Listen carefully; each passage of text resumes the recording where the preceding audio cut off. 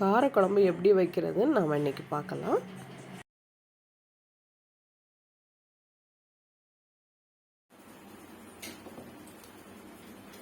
கடாயில் எண்ணெய் ஊற்றிக்கோங்க. கடுகு போட்டுக்கோங்க, வெடிக்கட்டும். கடுகு வெடிச்சிடுச்சு. இப்போ வெங்காயத்தை போட்டு நல்லா வதக்குங்க.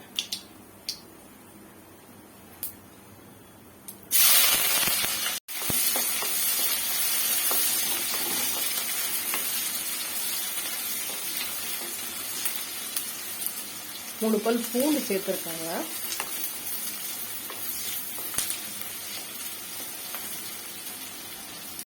வெங்காயம் வதங்கிடுச்சு. இப்போ இந்த 2 தக்காளியை போட்டு வதக்கிடலாம்.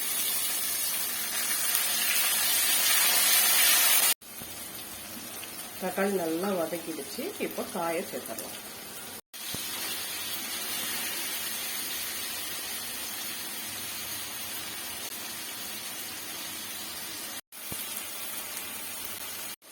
காய் நல்லா வதங்கிடுச்சு. இப்போ குழம்புளத்தூள் இதில் சேர்த்துருங்க.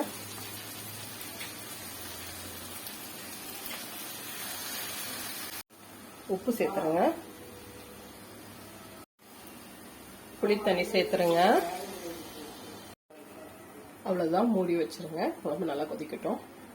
குழம்பு நல்லா கொதிச்சு ரெடி ஆயிடுச்சுங்க. காரக்குழம்பு ரெடி.